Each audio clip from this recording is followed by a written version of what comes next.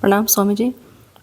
मेरा क्वेश्चन है, जैसे सत्य की खोज तो इंसान स्वयं करता है,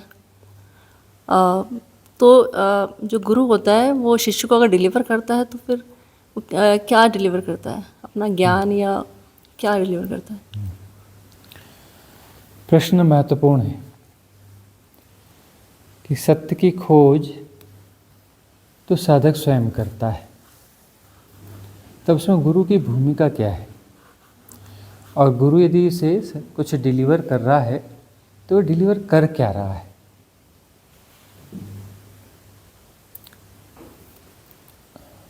गुरु को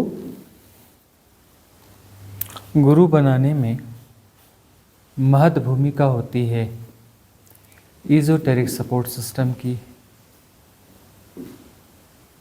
और divine cosmic energy support system की, दला की, अस्तित्व की, कि वह कुछ डिलीवर करेगा, निमित्त होगा, उसके माध्यम से अस्तित्व अपनी सर्वश्रेष्ठ डिलीवरी देगा। वह सर्वश्रेष्ठ डिलीवरी है क्या? क्योंकि सत्य की खोज तो स्वयं की जाती है, सत्य तो किसी को दिया नहीं जा सकता। सत्य कभी कोई किसी को नहीं दे पाया। यदि सत्य ऐसे दिया जा सकता तो कोई भी एक सद्गुरु काफ़ी था, एक ही काफ़ी था, सारी सृष्टि को वह दे देता जो देने योग्य था, सत्य उसे डिलीवर कर देता। तो सत्य की डिलीवरी तो नहीं होती, फिर डिलीवरी किस बात की होती है? डिलीवरी उस विजडम की होती है, उस सम्यक समझ की होती है जो व्यर्थ को व्यर्थ की तरह जान पाए। सबसे बड़ी समझ यही समझ है कि व्यर्थ को व्यर्थ की तरह जाना जाए। और माया क्या है? व्यर्थ को सार्थक की तरह जानना, व्यर्थ को सार्थक की तरह जस्टिफाई करना, यह माया है। जो व्यर्थ है वह सार्थक महसूस होता है, और गुरु वह विजडम देता है जिसमें व्यर्थ को व्यर्थ की तरह जाना जा सके।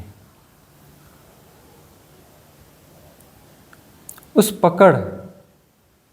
पकड़ के प्रति जगाता है। व्यर्थ के प्रति जो पकड़ है, क्योंकि उसे सार्थक मान रखा है, उस पकड़ के प्रति वह जगाता है। और जगाने के लिए उन सारी व्यर्थताओं को वह दिखाता है, समझाता है कि कैसे यह व्यर्थ है। उन सारे जोड़ों को स्पष्ट करता है जहाँ पे तादात्म्य है, जहाँ जहाँ तादात्म्य है, उस तादात्म्य के सारे जोड़ों पर वह प्रकाश डालता है कि कैसे तुम्हारे तादात्म्य बने हुए हैं, और ये तादात्म्य तुम्हारे ही कृत्य हैं, यह तुम्हारा ही निर्णय है। उन तादात्म्यों से जुड़े हुए तुम्हारा ही निर्णय है, और फिर तुम सत्य की खोज में भी हो। तो सत्य की खोज इस तरीके से करोगे तो कभी सत्य हासिल नहीं होगा, सत्य तक उपलब्ध नहीं होगा, सत्य तक पहुंच नहीं पाओगे इसी तरीके से चलते रहे तो। या जो भी तादात्म्य है, उन सारे तादात्म्यों को देखने की दृष्टि देता है गुरु। वह दृष्टि देता है कि कैसे तादात्म्य तुमने बना रखे हैं।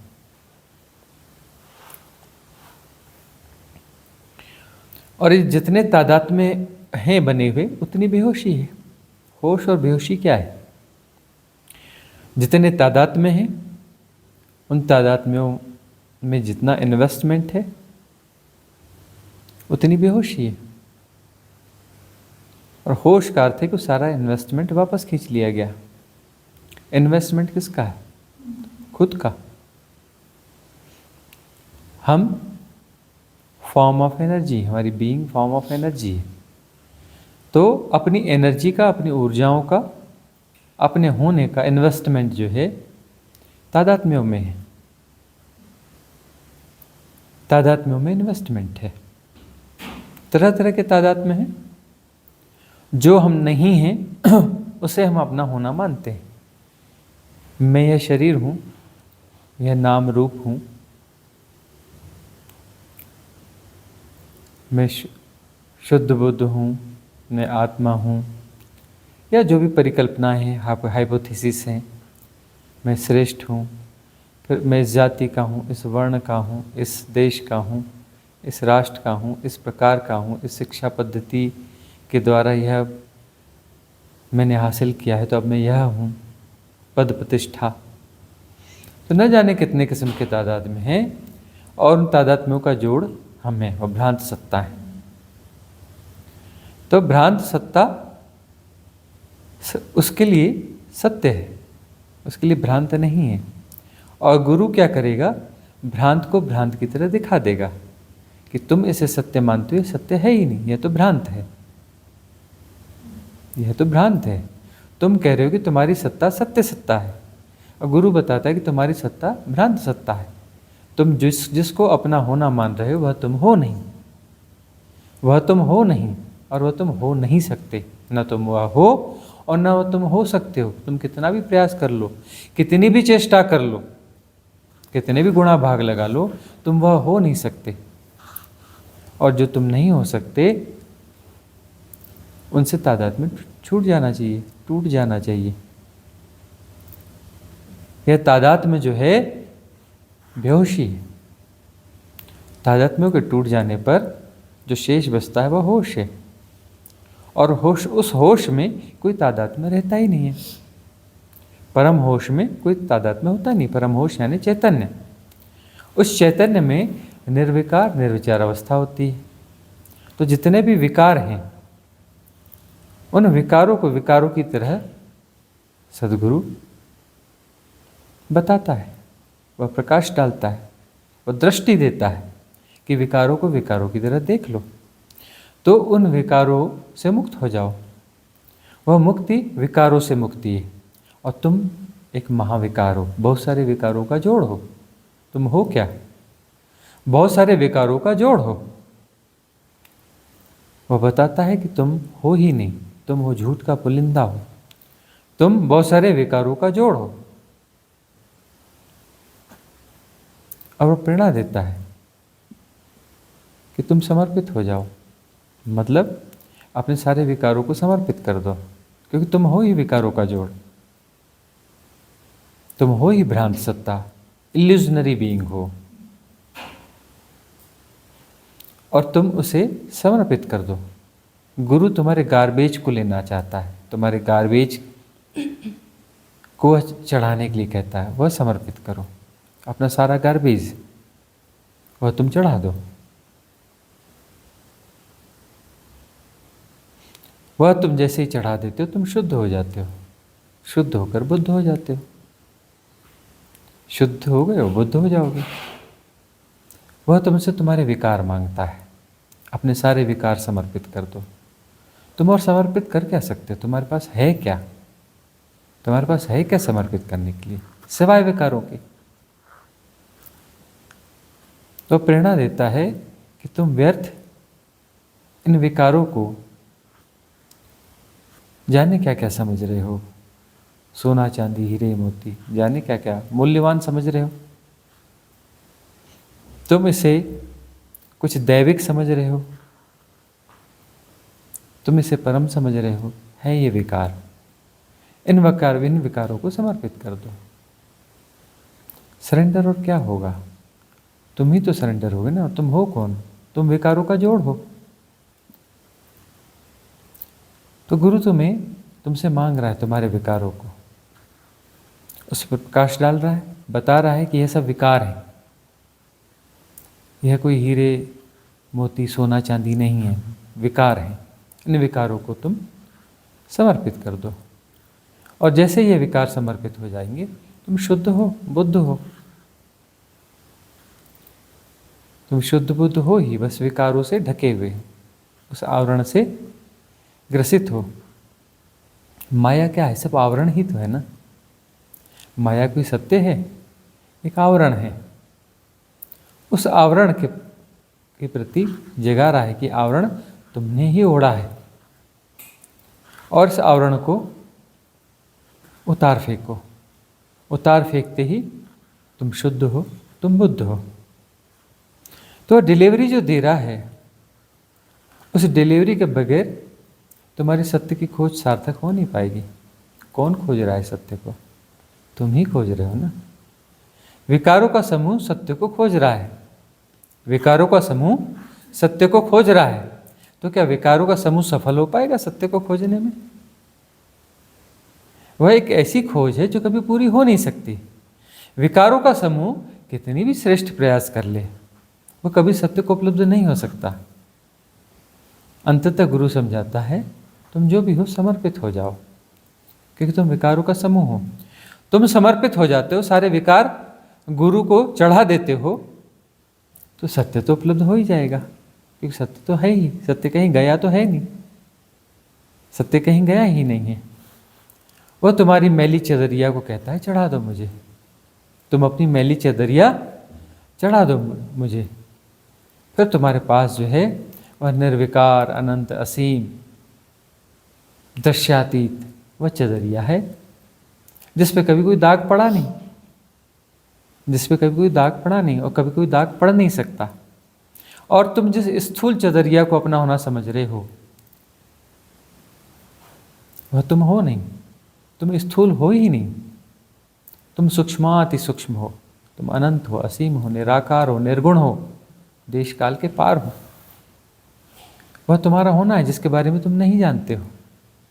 तुम जानते हो जो देश काल के भीतर है, जो झूठ है, जो सगुण है, जो तरह तरह के विकारों का जोड़ है,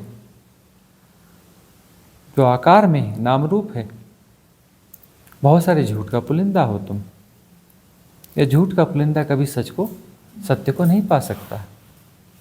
इसलिए हम कहते हैं कि बहुत सारे लोग साधना करते हैं, बहुत अच्छी साधना करते हैं, 10 साल, 20 साल, 25 साल से साधना कर रहे हैं। और पीछे जाओगे तो 10, 20, 25 जन्म, 100 जन्म, 1000 जन्म से साधना कर रहे हैं, बहुत अच्छी साधना कर रहे हैं, और आगे भी साधना करते रहेंगे। 10, 20, 25 साल जब तक जिएंगे बहुत अच्छी साधना करेंगे। फिर अगले जन्म में स्कूल का बस्ता उठाएंगे, फिर FRFL, BFRY, और बहुत अच्छी साधना करेंगे।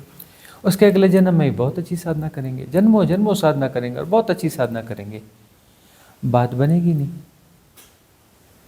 बात बनेगी नहीं। साधना बहुत अच्छी करेंगे लेकिन बात बनेगी नहीं। बात बनेगी कब? जब यह झूठ का पुलिंदा समर्पित हो जाएगा।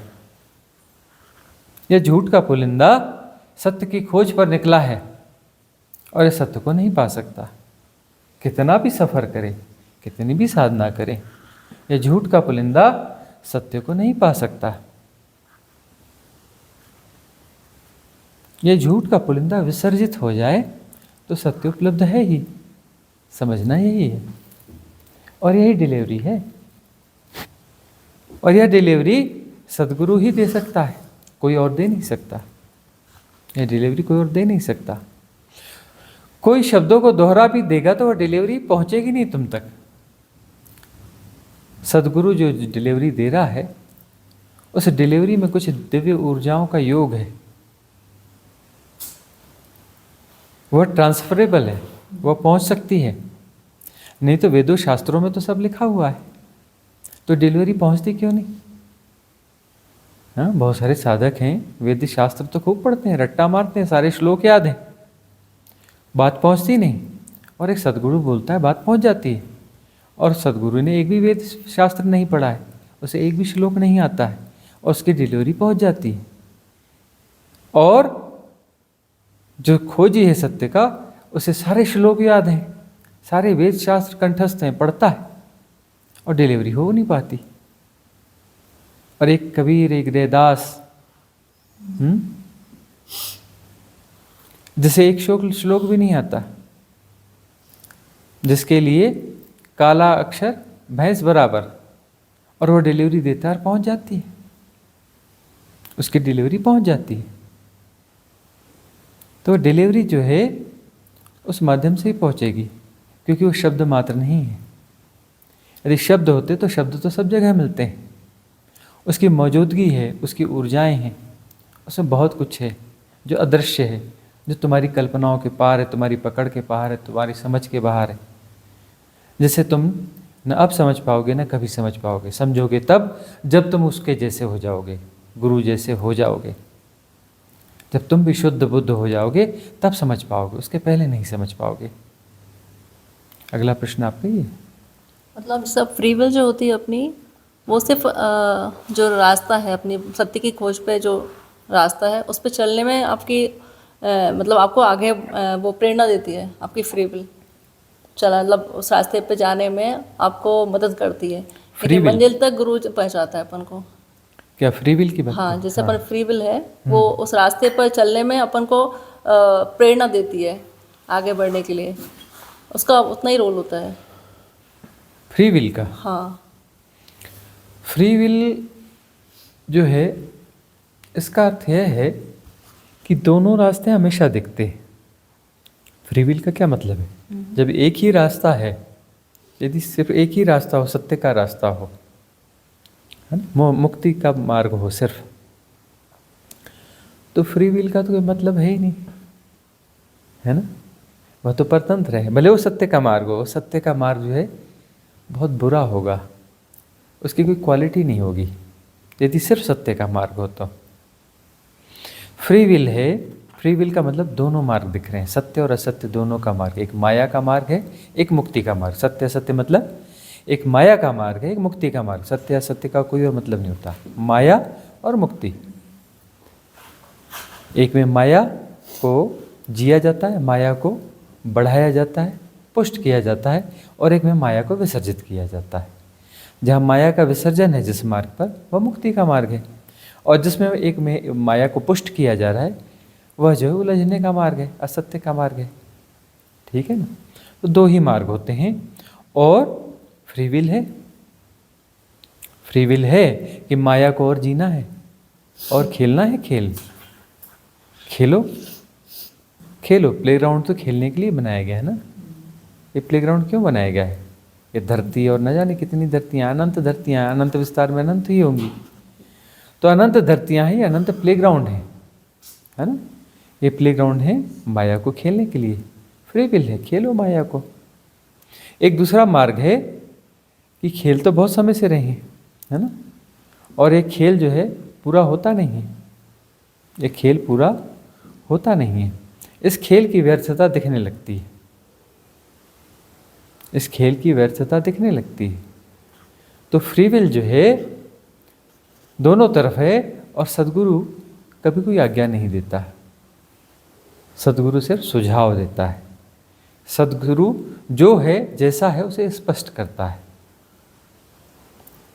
तुम्हारी फ्री विल का सम्मान करता है, और तुम्हारी फ्री विल का सम्मान करता है, प्रेरणा देता है, सुझाव देता है, आज्ञा कभी नहीं देता। और तुम यदि इस प्लेग्राउंड में खेलते रहना चाहते हो, खेलते रहो।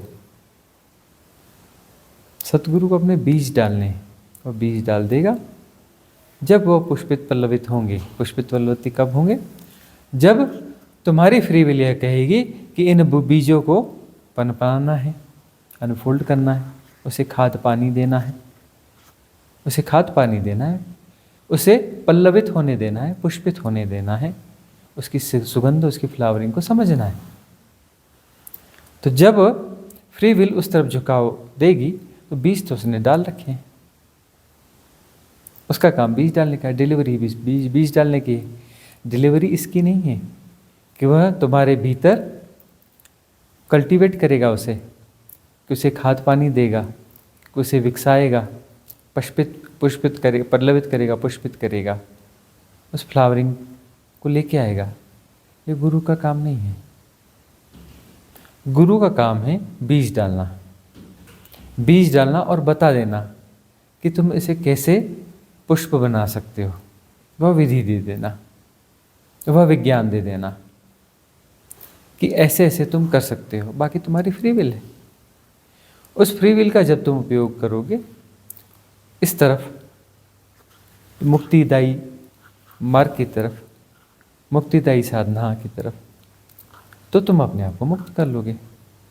नहीं तो तुम हो तो झूठ का पुलिंदा, और झूठ का पुलिंदा कितनी भी यात्रा करे वह झूठ की ही यात्रा होगी, है ना, वह माया की ही यात्रा होगी। सत्य की यात्रा के लिए वह प्रेरणा जरूरी है। इसलिए सतगुरु के सत्संग का और सानिध्य का महत्व है।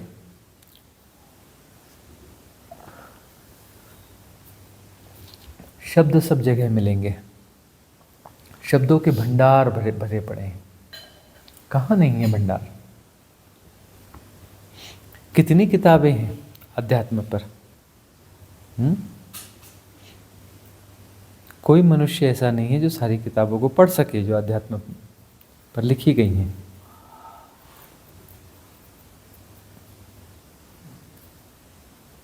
अनंत किताबें, और न जाने कितनी किताबें नष्ट हो चुकी हैं। नालंदा की धू धू करती जलती अग्नि में कितनी किताबें जल गई, सालों लगी उस पुस्तकालय को जलने में, सालों लगी। और उसके बावजूद और बहुत किताबें हैं। उन किताबों में शब्द भरे पड़े हैं। शब्द सुनते हो, अब तो वर्चुअली वह सब इलेक्ट्रॉनिक प्लेटफॉर्म पर है, इसमें क्या इंटरनेट पर, यंत्रों पर सब उपलब्ध है, और वो शब्द सुने जाते हैं, सुने जाते हैं। लेकिन डिलीवरी क्या हो पाती है? क्या शब्दों से डिलीवरी हो सकती है? सतगुरु शब्द नहीं देता है, वो शब्दों में कुछ और भी पिरोता है, वो शब्दों में कुछ और भी पिरोता है जो अदृश्य है, जो अदृश्य है। उसके पास है वह कला, उसके पास है अपना होना, वह अपने होने को उन शब्दों में पिरो के भेजता है। तभी वह भीतर उतर पाते हैं, और तभी जो है वह प्रज्ञा और विजडम बन पाते हैं। प्रज्ञा और विजडम तुम्हारी जागती क्यों नहीं? तुम खोजी तो हो। जागती तब है जब किसी सतगुरु के सानिध्य में आते हो या उसकी वाणी के संपर्क में, संसर्ग में आते हो, तब बनती है बात, तब प्रज्ञा जागती है, तब मेधा में उछाल आता है, ग्रोथ आती है, आईक्यू डेवलप होता है, इंटेलिजेंट क्वोशिएंट जो है वह ग्रो होता है। कांस्टेंट नहीं है। विज्ञान की दृष्टि से, साइकोलॉजी की दृष्टि से कांस्टेंट है, आध्यात्म की दृष्टि से कांस्टेंट नहीं है। सद्गुरु का सानिध्य होगा, उसकी प्रेरणा से साधना होगी, तो आईक्यू जो है ग्रो होगा, प्रज्ञा और विजडम जागेगी, 100% भी जाएगी। अगला प्रश्न किसका है? एक और क्वेश्चन था, जैसे अपने ये शरीर है, अपनी जस्ट बाउंड्री है, इसका अनंत है, अस्तित्व है अपन भी, लेकिन जस्ट बाउंड्री है, इसके अंदर मैं का अपन को, तब तक अपन उसको सेपरेट है उससे, है ना। तो जैसे अपन को बोध हो गया कि शरीर से हार्ड मास का जस्ट मेरी बाउंड्री है, तो मतलब वो एनर्जी जो अस्तित्व को बचाने के लिए, उससे एक होने के लिए जो एनर्जी की आवश्यकता है, वो फ्लो होना, मतलब आना स्टार्ट हो जाती है, या पहले चक्र बैलेंस होते हैं एनर्जी, इसके बाद ये अपन को बोध होता है कि अपन इसके बाउंड्री के अंदर बंधे हैं। सेपरेशन क्या है? क्या है सेपरेशन? सेपरेशन बहुत सारे तलों पर काम कर रहा है। सबसे स्थूल जो है शरीर है, ठीक है ना। इस शरीर के साथ सेपरेशन को सर्वाधिक जिया जाता है। यह शरीर में हूँ। उसके बाद में बहुत सारी मनोगत परिधियाँ हैं। इस शारीरिक परिधि के अलावा बहुत सारी मनोगत परिधियाँ हैं कि मैं यह हूँ, मैं यह हूँ, मैं हूँ, है ना। मैं क्या है? बहुत सारे मेरों का जोड़ है ना। मेरा मेरा मेरा, यह मेरा है, यह पद मेरा है, यह धन मेरा है, यह संपत्ति मेरी, यह रिश्ता मेरा है, ये शरीर मेरा है, ये नाम मेरा है, ये शिक्षा मेरी है, ये क्वालिटीज़ मेरी हैं, ये गुणवत्ता मेरी है।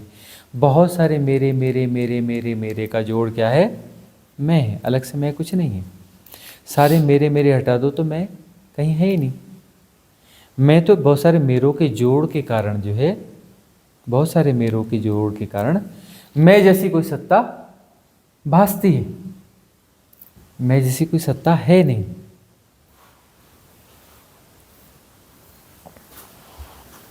मैं जैसी कोई सत्ता है नहीं, लेकिन वो भासती है, क्योंकि बहुत सारे मेरे मेरे मेरे मेरे मेरे मेरे। ठीक है। तो साधना क्या है? साधना है कि जो भी मेरा मेरा मेरा है, इसको गिराते चलना। नेति नेति नेति नेति, यह भी मैं नहीं हूँ, यह भी मैं नहीं हूँ, यह भी मेरा नहीं है, यह भी मेरा नहीं है, यह भी मेरा नहीं है। मेरा कोई नहीं है, मैं भी मेरा नहीं है। बाकी सब तो छोड़ दो, मैं भी मेरा नहीं है। और इसकी साधना में न जाने कितना अरसा लग जाता है। मेरा मेरा मेरा, इसको समझना कि ये मेरा नहीं है। और यह सब जो है नदी नाव संजोग है। सारा कुछ जो है नदी नाव संजोग है। इन सारे नदी नाव संजोगों को पहचानना होता है। संयोग वशात हो तुम जो कुछ भी हो संयोग वशात हो। एक क्षण भी आगे पीछे हो जाते तुम्हारा जन्म कहीं और होता,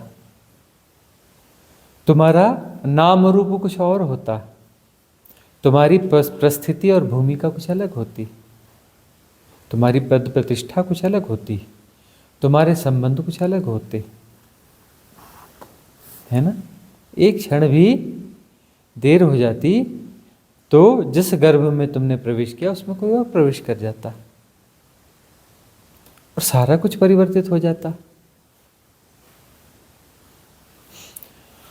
तो यह सब नदी नाव संजोग है, संजोग वशात है, संजोग वशात है। और तुम जो हो अपनी मर्जी से नहीं हो। अपनी मर्जी से कहाँ अपने सफ़र पे हम हैं, रुख हवाओं का जिधर का था उधर के हम हैं।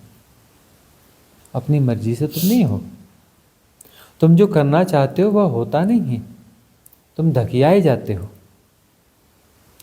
बहुत सारी परिस्थितियां हैं, इन्फ्लुएंसेस हैं, वो तुम्हें धक्का दे रही हैं और तुम्हें जहाँ धक्का देती हैं तुम उधर बढ़े चलते हो और तुम्हें लगता है कि तुम किसी यात्रा पर हो। तुम किस यात्रा पर हो?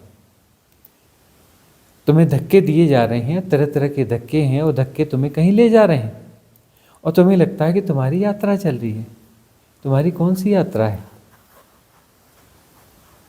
क्या तुम अपनी यात्रा के लिए जिम्मेदार हो? क्या तुम्हारा निर्णय है तुम यह यात्रा, जिस यात्रा पर तुम हो, क्या यह तुम्हारा निर्णय है? गौर से विचार करो, झकझोरो अपने आप को। क्या तुम अपने निर्णय से ये सब यात्रा कर रहे हो? कहाँ कहाँ के धक्के लग रहे हैं, कहाँ कहाँ के इन्फ्लुएंस हो रहे हैं? बचपन से उठाकर अब तक की अपनी सारी जिंदगी को ताक झाँक कर देख लो, लगा लो हिसाब किताब। तुमने जो जो होना चाहा वैसा कुछ हुआ नहीं। तुमने जैसा जैसा होना चाहा वैसा कुछ हुआ नहीं। और जो तुम आज हो वह तुमने होना नहीं चाहा था। जो तुम आज हो यह तुमने होना नहीं चाहा था, लेकिन तुम यह हो। अपनी मर्जी से कहाँ अपने सफ़र पे हम हैं, रुख हवाओं का जिधर का है उधर के हम हैं। किस मुगालते में हो? किस अहम को जी रहे हो? किस बात का अहंकार है? तुमने जो होना चाहा वह तुम हो ही नहीं। तुम जो हो यह तुम्हारा निर्णय है ही नहीं।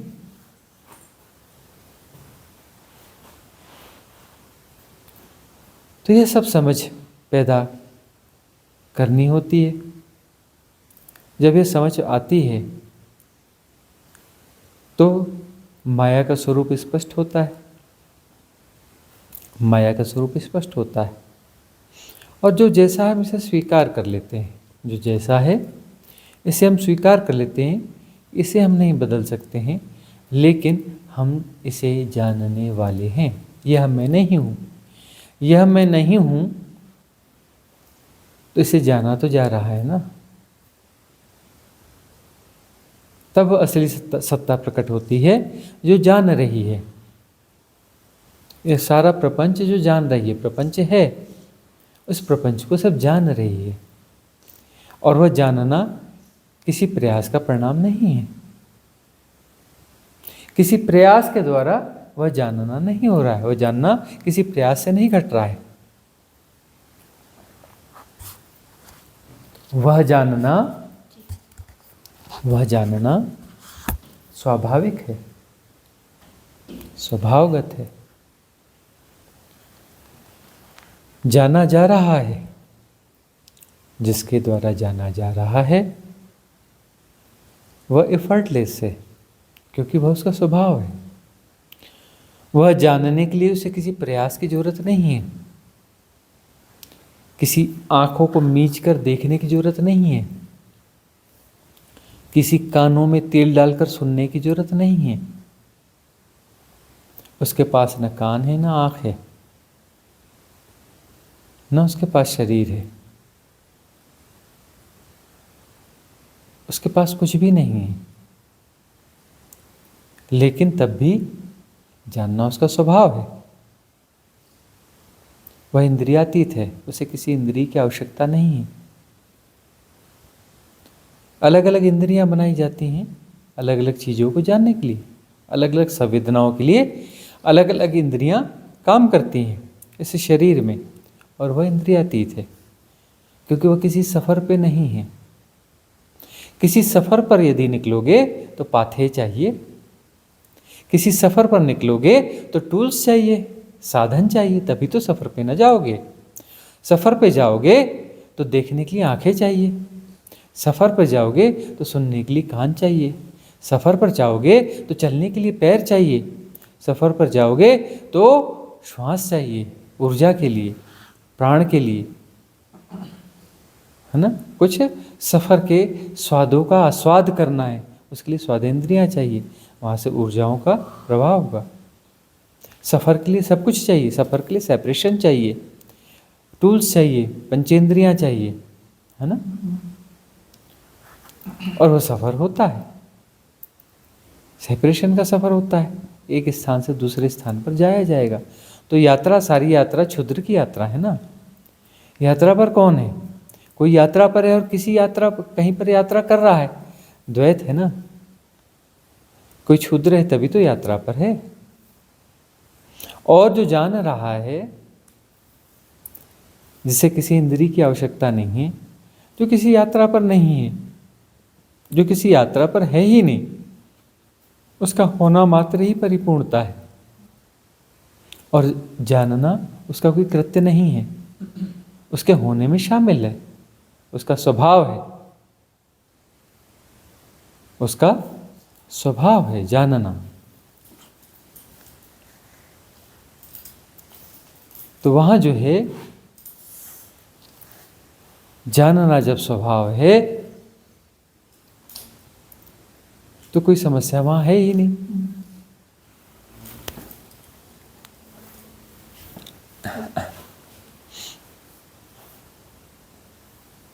जानना जब उसका स्वभाव है तो वहाँ कोई समस्या ही नहीं, किसी प्रयास की जरूरत ही नहीं है।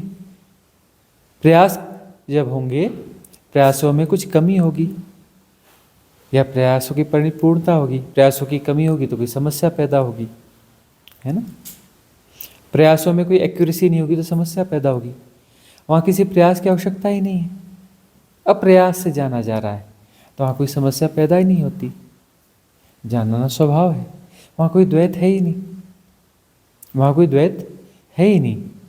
द्वैत है ही नहीं तो वहाँ कोई यात्रा भी नहीं है, वहाँ कोई कमी भी नहीं है ना, क्योंकि वहाँ परिपूर्णता है। द्वैत है, अद्वैत है, अद्वैत है तो परिपूर्णता है। जब यदि सेपरेशन के साथ एसोसिएशन कर रहे हो, किसी झूठ को जी रहे हो, द्वैत को जी रहे हो, सेपरेशन को जी रहे हो, तो समस्या है। क्योंकि वहाँ पर न जाने कितने सेपरेशन है, अनंत सेपरेशन है, और अनंत सेपरेशन में फिर संघर्ष है। अपने आप को स्थापित करना है, अपने आप को संभालना है, अपने आप को बचाना है, और उस बचाने में सारी माया सृजित होती है। उस बचाने में माया सृजित होती है, और माया नचाती है। माया का काम क्या है? नचाना।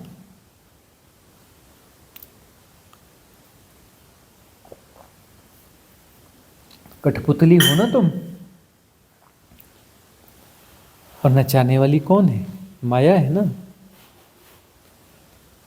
कठपुतली तुम क्यों हो? क्योंकि तुम सेपरेशन को जी रहे हो। यदि सेपरेशन को न जियो तो तुम कठपुतली नहीं हो। सब जाना जा रहा है, और जाना जा रहा है तो इस नौटंकी से मुक्ति हो जाएगी। कोई एसोसिएशन बचेगा ही नहीं सेपरेशन से, तो सेपरेशन नहीं बचेगा। सेपरेशन जब बचेगा ही नहीं तो वह मुक्ति है। तो मुक्तिदायी साधना, मुक्तिदायी साधना ही साधना है। अन्यथा साधना के नाम पर प्रपंच है, कर्मकांड है, रिचुअल है। साधना के नाम पर बहुत सारे रिचुअल हो रहे हैं, कर्मकांड हो रहे हैं। हम नियमित साधना करते हैं। बहुत सारे लोग कहते हैं हम नियमित साधना करते हैं, कुछ न कुछ करते हैं, नियमित करते हैं, वर्षों से करते हैं। अरे तुम जन्मों से कर रहे हो, आगे भी जन्मों जन्मों करोगे, और तुम करते रहोगे। तुम इन रिचुअल्स को निभाने में पूरे ईमानदार हो। तुम जन्मों जन्मों यह काम करोगे, और तुम्हारे रिचुअल कभी नहीं टूटेंगे। तुम्हारे रिचुअल कभी नहीं टूटेंगे। तुम जन्मों जन्मों से इन रिचुअल्स को निभा रहे हो, आगे भी जन्मों जन्मों निभाते रहोगे। ठीक से जब तक नहीं समझोगे, बात बनेगी नहीं। किसी रिचुअल वाली साधना की तरफ नहीं जाना है। मुक्तिदायी साधना, मुक्तिदायी साधना ही साधना है। अन्यथा साधना का प्रपंच है, अन्यथा साधना का प्रपंच है। समझना पड़ेगा। जब समझोगे तब बात बनेगी। ऐसे तो बहुत कथा कहानियां सुन रहे हो धर्म के नाम पर, साधना के नाम पर। सुन ही रहे हो ना, बरसों से सुन रहे हो ना। अरे जाति स्मरण में जाओ, पिछले जन्मों में, पिछले जन्मों में भी तुम यही कर रहे थे, ऐसा ही कर रहे थे, तभी तो यहीं या आज यहाँ हो, तभी तो अभी भी सेपरेशन को जी रहे हो, तभी तो अभी तक मुक्त नहीं हुए हो। और यही तुम्हारा ढंग ढर्रा रहा तो तुम ऐसे ही बने रहोगे, जन्म जन्म तक ऐसे बने रहोगे। साधना के रिचुअल करते रहोगे, साधना के सारे प्रपंच और विधियों में उलझे रहोगे। मुक्तिदायी साधना की समझ सद्गुरु दे सकता है। ऐसे तो बहुत सारे इन्फ्लुएंसर्स हैं, ऐसे बहुत सारे गुरु भी हैं, लेकिन क्या वो मुक्तिदायी साधना तक ले जा रहे हैं? क्या मुक्तिदायी साधना की तरफ उनके इशारे हैं? क्या वह इशारे इतने बलवान हैं, इतने बलवती हैं कि वो तुम्हें पिंच कर जाते हैं, चुभ जाते हैं तुम्हारे सीने में? क्या उनके तीर तुम्हारे सीने में चुभते हैं? तो गुरु तो ऐसे तीर मारता है, इतने पहने तीर मारता है जो तुम्हारे सीनों में चुभ जाएं। उस तीखे तीरों को देखकर लोग भागते हैं, जख्मी हो जाते हैं, भागते हैं, और सद्गुरुओं की आलोचना करते हैं, क्योंकि उनकी पात्रता भी है नहीं उन तीरों को झेलने की। इसलिए कहते हैं समर्पण करो। गुरु अपने तीर चलाएगा, अपने बाण जो है फेंकेगा तुम पर, वो बाण चुभ जाएंगे तुम्हारे हृदय में, वो बाण तुम्हारे हृदय में चुभने चाहिए, ताकि जो है तुम्हारे सारे सेपरेशन के बोध गिर सकें, सारी वह माया विसर्जित हो सके। अगला प्रश्न आपका है। जी, गुरुदेव प्रणाम। जोर से पूछना पड़ेगा। गुरुदेव प्रणाम। मेरा सवाल ये है कि इंसान को जब व्यर्थता की बोध होने लगती है तो क्या सत्य की खोज शुरू समझे हम वहाँ से, और वो उनको अपनी सत्य की खोज को पाने के लिए, सत्य को समझने के लिए किस टाइप का उनका एफर्ट लगाना होगा। सच्चा गुरु मिले ऐसा कोई ज़रूरी तो नहीं। अब ज़रूरी नहीं है तो सद्गुरु फिर वो अपने में वहीं के वहीं आधे ही रास्ते में तो कई लोग अपनी साधना भी छोड़ देते हैं। यदि जी व्यर्थ व्यर्थ की तरह भासने लगे जी तो साधना शुरू हो गई। जी साधना वहाँ से शुरू हो गई।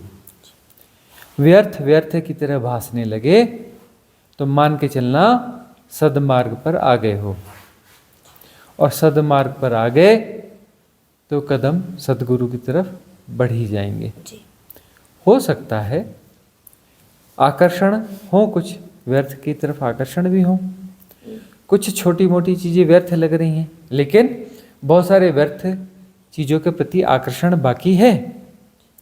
तो वह आकर्षण जो है गलत रास्तों पर भी ले जाएगा, गलत जगह उलझाएगा भी, गलत गुरुओं के पास भी ले जाएगा। जो इन्फ्लुएंसर्स हैं, एक्चुअली गुरु हैं नहीं, उन इन्फ्लुएंसर्स के पास भी ले जाएगा, क्योंकि आकर्षण जो है व्यर्थ के प्रति है, माया के प्रति है। माया के प्रति आकर्षण है, व्यर्थ के प्रति आकर्षण है। कुछ आकर्षण बचे हैं तो वह उसके भोग तो भोगने पड़ेंगे, और उसके जिम्मेदार हम खुद हैं, क्योंकि व्यर्थ के प्रति आकर्षण है। और व्यर्थ व्यर्थ की तरह पता चलता चले तो मुक्ति की तरफ बढ़ते चले जाएंगे। सारी व्यर्थताएं स्पष्ट होती जाएं और सारी व्यर्थताएं गिरती चली जाएं, छूटती चली जाएं व्यर्थताएं। व्यर्थता का बोध यदि सघन होगा तो व्यर्थता गिर ही जाएगी, रह नहीं सकती। उसके बावजूद व्यर्थता के प्रति यदि आकर्षण है तो अभी बात बनी नहीं, व्यर्थता गिरेगी नहीं। व्यर्थता गिर नहीं रही है मतलब आकर्षण शेष है, कुछ ना कुछ आकर्षण शेष है।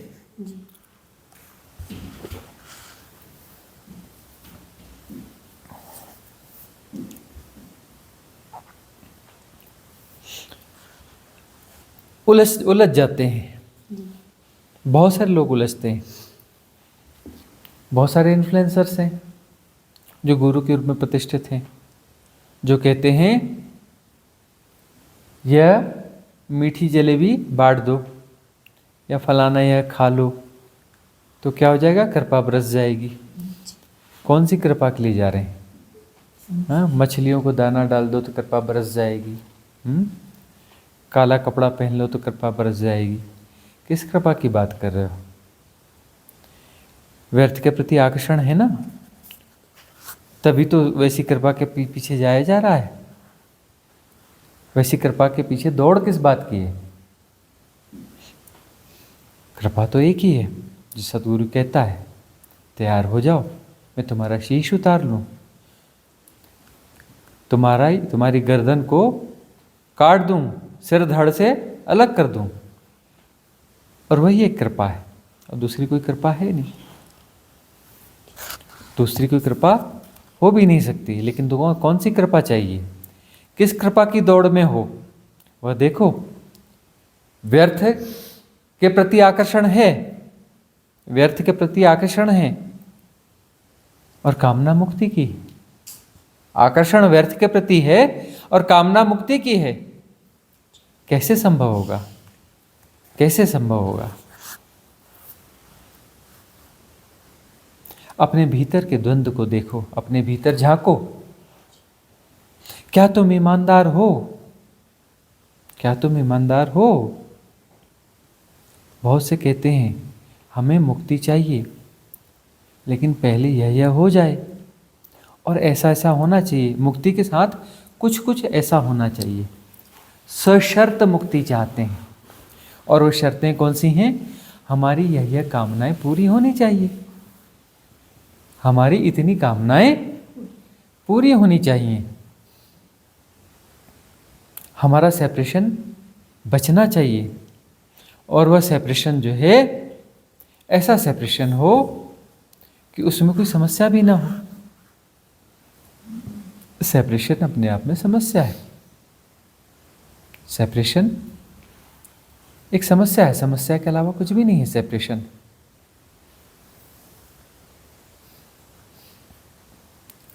हम अपने सेपरेशन को विसर्जित करना नहीं चाहते, सशर्त मुक्ति चाहते हैं। इसलिए जो है साधना बरसों से चल रही है, जन्मों से चल रही है, और आगे भी जन्मों चलेगी। साधना चलती रहेगी, साधना नहीं रुकेगी, लेकिन मुक्तिदायी नहीं होगी, क्योंकि मुक्ति हमारा चयन नहीं है, मुक्ति हमारी प्राथमिकता नहीं है, मुक्ति हमारी प्रायोरिटी नहीं है। हमारे पास अपनी शर्तें हैं, हमारे पास अपनी शर्तें हैं। इन शर्तों के साथ मुक्ति चाहिए। परमात्मा को, ईश्वर को हमारी इन शर्तों को मानना पड़ेगा, है ना, कि परमात्मा का सिंहासन होगा और उसके पड़ोस में हमारी सीट वहाँ पे रिजर्व होगी, उसके पड़ोस में निकट में हम बैठेंगे। मुक्तिदायी साधना ऐसी होगी कि हमारे जो प्रियजन हैं उनका यह भला होना चाहिए, उनके साथ इस प्रकार की अनुकूलताएं बननी चाहिए, यह सुविधाएं मिलनी चाहिए, है ना। और हमारे सेपरेशन के बावजूद हमें मुक्त घोषित किया जाना चाहिए, उसका सर्टिफिकेट मिलना चाहिए। हम रहें भी और हम जो है भगवत्ता को भी उपलब्ध हो जाएं। और भी ना जाने कितनी शर्तें होंगी, अपने भीतर झांकोगे तो पता चलेगा ना कितनी शर्तें, कि मुक्ति भी चाहिए और यह भी चाहिए, दोनों साथों साथ चाहिए, या यह चाहिए और उसके बाद फिर मुक्ति मिल जाए। शर्तों के साथ कभी मुक्ति नहीं हो सकती, शर्तों के साथ द्वैत जिंदा रहेगा, शर्तों के साथ द्वैत जिंदा रहेगा। अपने भीतर झांकना होता है कि हम कितने ईमानदार हैं, अपने भीतर झांक के देखे, सभी साधक झांक के देखे, सभी साधक झांक के देखे अपने भीतर कि कितने ईमानदार हैं। 99 डिग्री पर भी पानी में उबाल नहीं आता है। पानी उबलेगा ही तब जब 100 डिग्री टेम्परेचर होगा। जब परिपूर्ण ईमानदारी होगी तभी मुक्ति घटेगी। यदि ईमानदारी में कमी है तो मुक्ति नहीं घट सकती। इसे अभी समझ लो, चाहे 10 दिन में समझो, चाहे 100 दिन में जन्म समझो, 1 साल में समझो, 10 साल में समझो, इस जन्म समझो, अगले जन्म समझो, 100 जन्म में समझो, 1000 जन्म में समझो, समझना यही पड़ेगा। मर्जी है तुम्हारी, फ्री विल है, फ्री विल है। जब तुम्हें समझना हो तब समझना, कुछ जल्दीबाजी कुछ भी नहीं है, लेकिन समझना यही पड़ेगा, इससे अन्यथा कुछ नहीं है समझने के लिए। समझना तो यही बात पड़ेगी। यह तुम्हारा निर्णय है, तुम्हारी फ्री विल है कि तुम इसे समझने के लिए कौन सा मुहूर्त तय करते हो, उस मुहूर्त को कब तक आगे खिसकाते चलते हो, कब तक पोस्टपोनमेंट करते चलते हो, कब तक स्थगन करते चलते हो, यह तुम्हारी फ्री विल है, यह तुम्हारी फ्री विल है।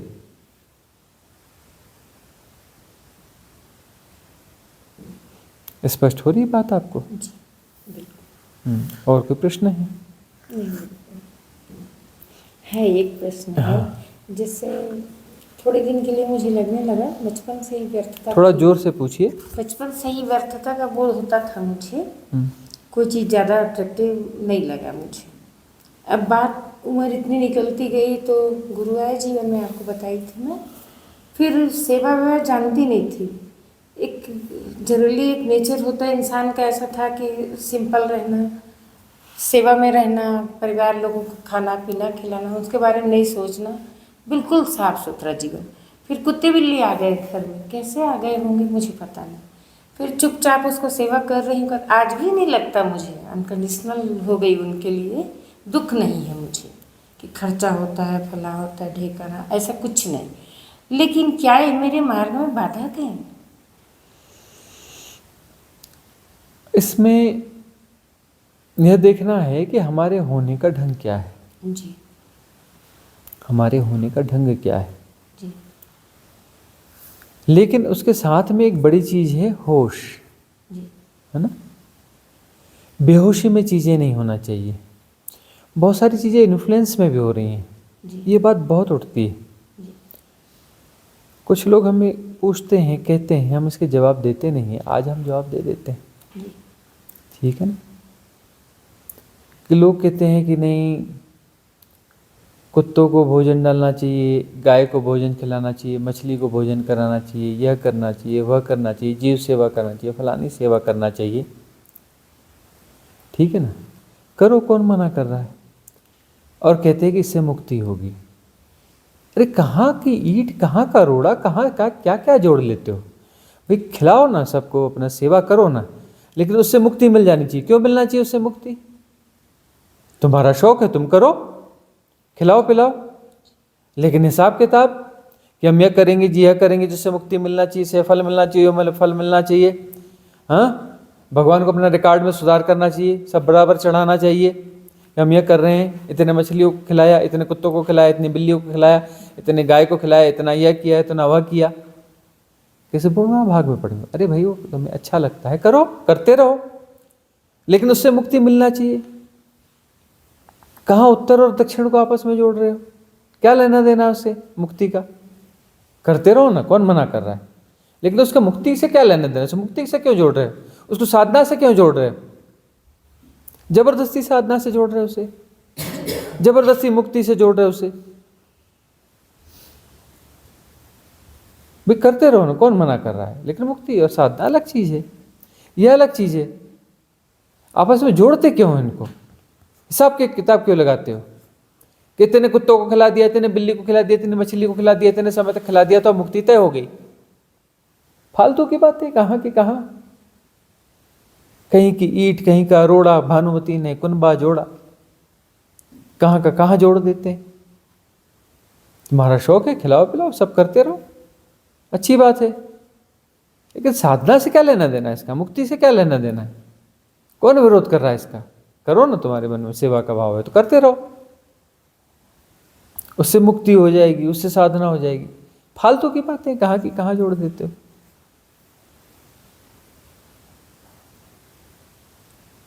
आनंद है, ठीक है, उसको आनंद की तरह करते रहो।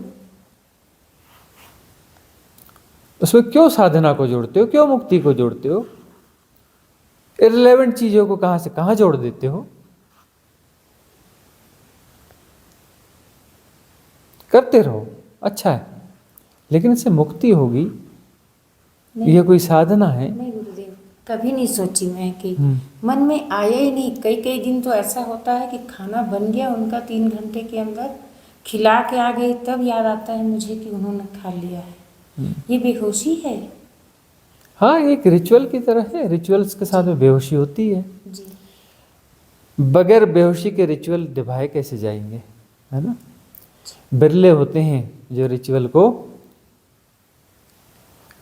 होश के साथ निभाते हैं, रिचुअल्स का विरोध नहीं करते, रिचुअल्स का आनंद लेते हैं। रिचुअल्स का आनंद लेने के लिए होश चाहिए, है ना। जी और रिचुअल्स जो है बेहोशी में दोहराए जाते हैं। सारे दोहराव बेहोशी में ही तो होते हैं ना। तो रिचुअल का मतलब क्या होता है? रिचुअल का मतलब दोहराना, चाहे कुछ भी दोहराओ, है ना। लोग बैठ जाते हैं, मेरा इतना समय हो गया, ये मेरा आसन, ये मेरी जगह फिक्स है, मेरा टाइम फिक्स है, ये मेरी साधना फिक्स है, बैठ गया साधना करने, रिचुअल वाली साधना, है ना। और रिचुअल वाली साधना करते हुए बोलता है कि अब मेरी मुक्ति तय है, क्योंकि मेरी साधना तय है ना, रिचुअल तय है ना। तो रिचुअल वाली साधना मुझे क्या कर देगी? मुक्त कर देगी। झकझोरना अपने आप को। नियमित साधना में बैठते हो, नियमित स्थान निश्चित जगह पे बैठते हो, निश्चित समय पे बैठते हो, निश्चित विधियों में बैठते हो, निश्चित तरीके से करते हो। झकझोरना अपने आप को, अपनी सारी बेहोशी दिखने लगेगी। वह भी एक रिचुअल है और बगैर बेहोशी के रिचुअल को दोहराया नहीं जा सकता। बगैर बेहोशी के रिचुअल को दोहराया नहीं जा सकता। तो साधना के भी रिचुअल होते हैं, इसलिए तो साधना कर रहे हैं ना साधक, वर्षों से, जन्मों से, और मुक्त नहीं हुए, क्योंकि होश तो है ही नहीं ना, रिचुअल है, रिचुअल बेहोशी में चल रहे हैं। तो मुक्ति का क्या लेना देना है वहां पर? यह मुक्तिदायी साधना है। बेहोशी की साधना मुक्तिदायी साधना हो सकती है, रिचुअल की साधना मुक्तिदायी साधना हो सकती है।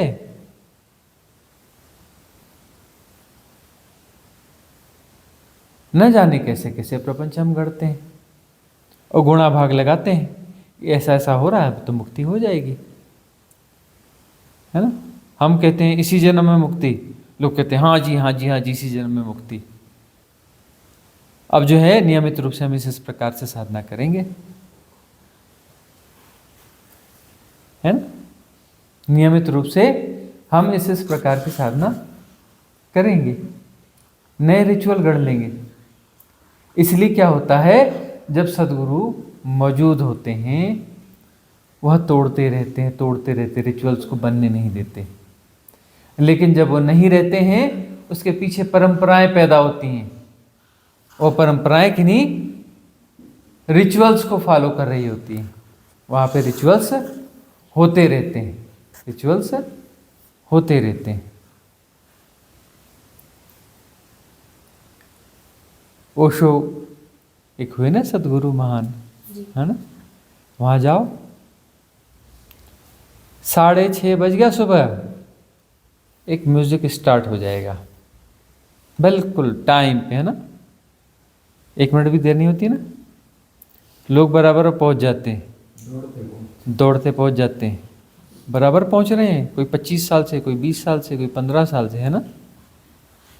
और बिल्कुल उसका एक बना दो, वीडियो बना दो उसका, उस बंदे का, किसी कोई भी एक बंदा चूज कर लो, उसका वीडियो बना लो।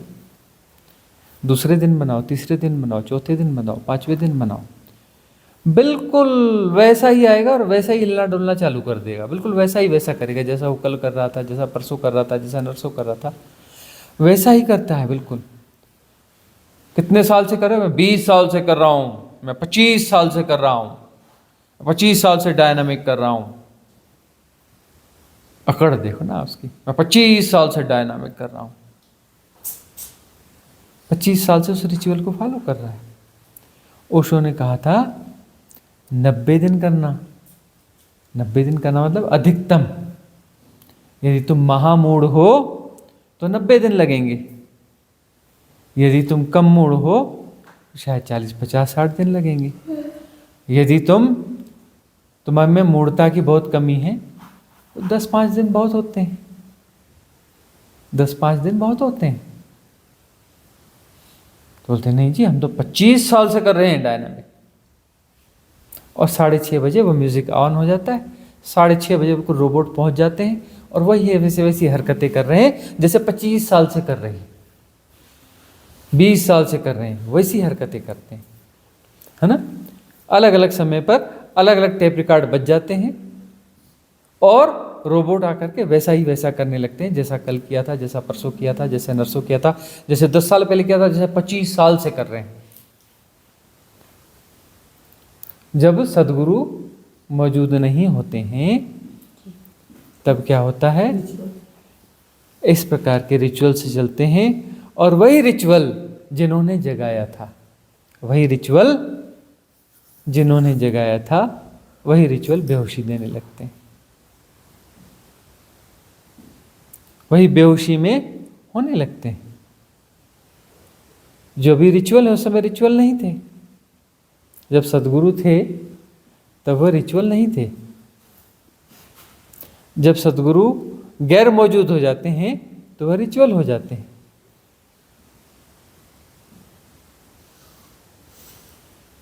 बहुत सोच समझ के, बहुत जाग के जीने की जरूरत है। साधना है जाग के जीना। ईश्वर भी जंजीर बन सकता है ना। पतंजलि ने कहा ईश्वर एक कौन है? उपाय है। और ईश्वर जो है जंजीर बन सकता है, क्योंकि ईश्वर नाम की हाइपोथेसिस को तुम जी रहे हो, और वो हाइपोथेसिस एक जंजीर होगी। कैसी जंजीर होगी? सोने की जंजीर होगी। जंजीर कैसी होगी? सोने की, क्योंकि ईश्वर की जंजीर है ना, ईश्वर नाम की जंजीर है। तो सोने की जंजीर भी बनाई जा सकती है, सोने की जंजीर भी बनाई जा सकती है। अंततः सारे कॉन्सेप्ट जो है विसर्जित होने चाहिए, चाहे आत्मा हो, चाहे परमात्मा हो, चाहे शून्य हो, चाहे धर्म हो, चाहे ध्यान हो। यदि कॉन्सेप्ट है तो कॉन्सेप्ट अंततः विसर्जित होने चाहिए। सारी चीजें विसर्जित होनी चाहिए, सब विसर्जित होना चाहिए, कुछ नहीं बचना चाहिए। जो भी बचेगा तुम्हें फंसा देगा, जो भी बचेगा एक रिचुअल की तरह हो जाएगा, जंजीर बन जाएगा।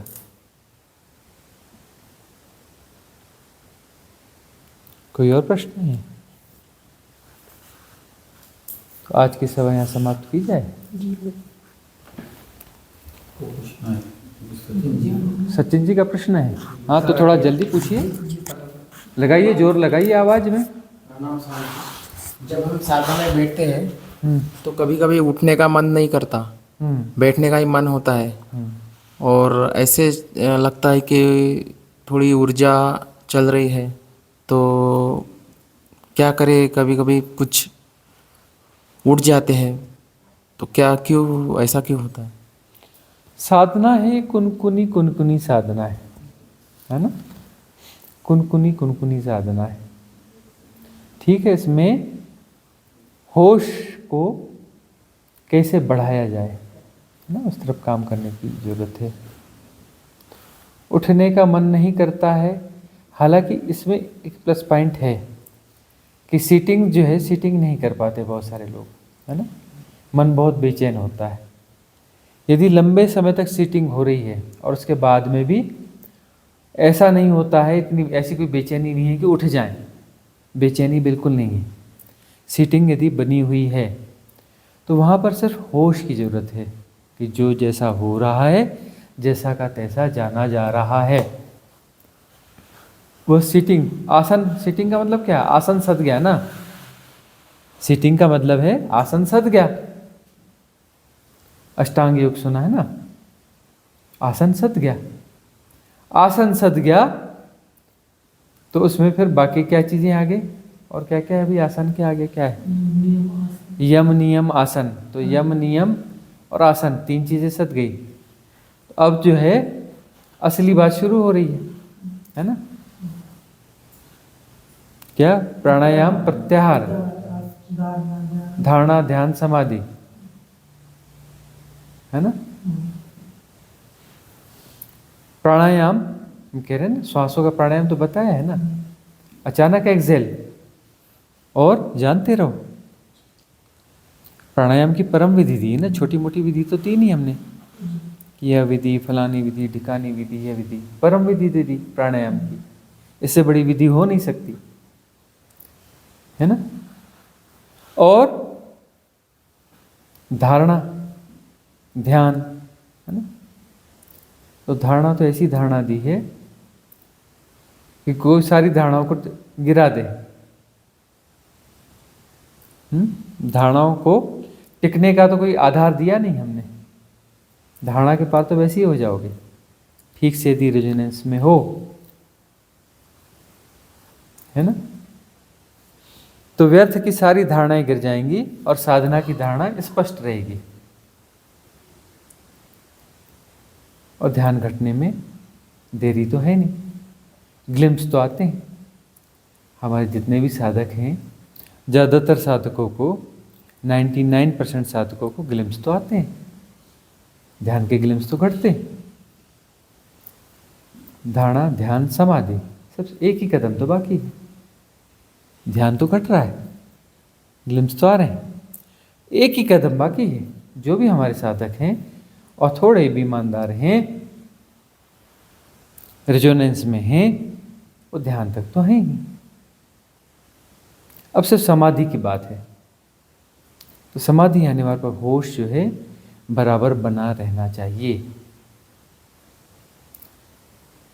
और उस होश के लिए हमने बहुत कुछ बताया है कि कैसे 24 घंटे साधना में रहें, 24 घंटे होश का दिया कैसे संभाले रखें, वह तो बताया है।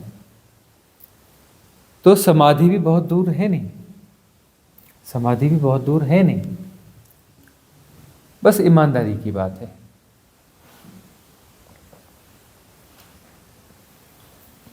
समाधि भी दूर नहीं है। ठीक है, लगे रहो, घट जाएगा कभी भी। सहज रहो, होशपूर्ण रहो, असहज मत हो। स्पिरिचुअल गार्बेज बहुत परोसा जा रहा है जो तुम्हें असहज बना देता है। वह इन्फ्लुएंस तुम्हें बताता है यह पाना है, वह पाना है, वह पाना है। अरे बाबा, कुछ नहीं पाना है। न किसी आत्मा को पाना है, न किसी परमात्मा को पाना है, न किसी शून्य को पाना है। निर्वाण यानी सब चला जाना चाहिए।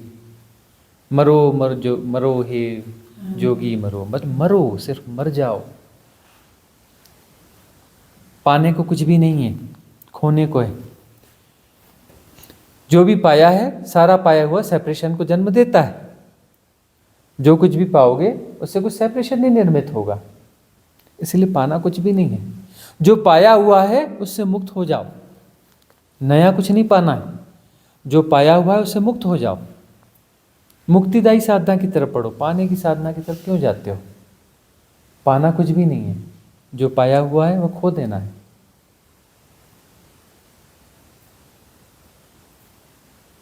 हम तुमसे वह छीन लेंगे जो कुछ भी तुम्हारे पास है, क्योंकि तुम्हारा वह है नहीं।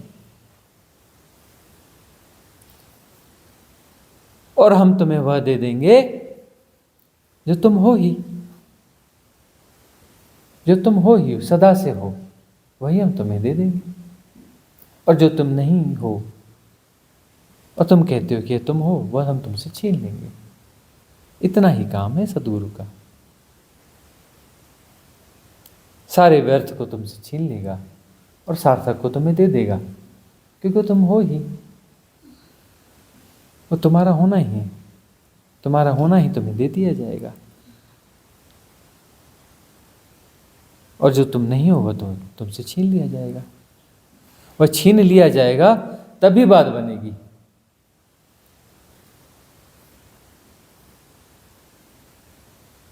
सभा समाप्त की जाए। अच्छा, चेतना और ऊर्जा एक दूसरे को कैसे प्रभावित करते हैं, यानी प्रबल करते हैं, क्षीण करते हैं, प्योर करते हैं, अनप्योर करते हैं, ये थोड़ा। चेतना और ऊर्जा क्या अंतर संबंधित हैं? चेतना और ऊर्जा क्या अंतर संबंधित हैं? चेतना जो है, चेतना परम है, चेतना शाश्वत है, चेतना निर्विकार है। चेतना कोई स्वरूप नहीं है, किसी आकार में नहीं है, वह निराकार है। चेतना प्रवाहित नहीं होती, वह एक निश्चल तत्व है। चेतना निश्चल तत्व है। चेतना का आवागमन नहीं है, चेतना कहीं आती जाती नहीं है।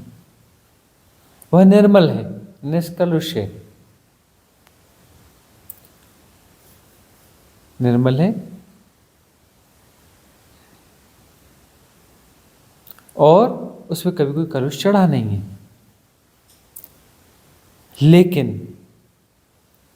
लेकिन उसके होने का ढंग है ऊर्जा।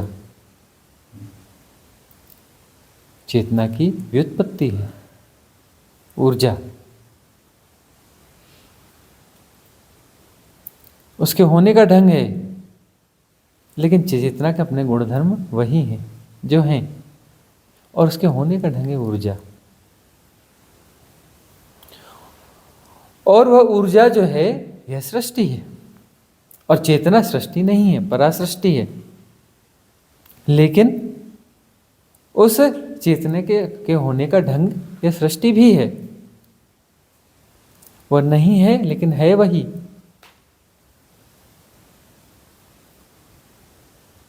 मतलब वह अनबटा भी है और बटा भी है, और यही रहस्य है, यही परम रहस्य है। उसी से निसृत है, उसी से प्रजनित है ऊर्जा, वह प्रभा उसके होने का ढंग है, और वही सृष्टि रूप में है। और वही ऊर्जा लौट करके वापस वहीं समा जाएगी, अपने मूल स्रोत में, चेतना में। यदि वह उसमें नहीं समाई है तो कोई कमी नहीं है चेतना में। चेतना परिपूर्ण ही है।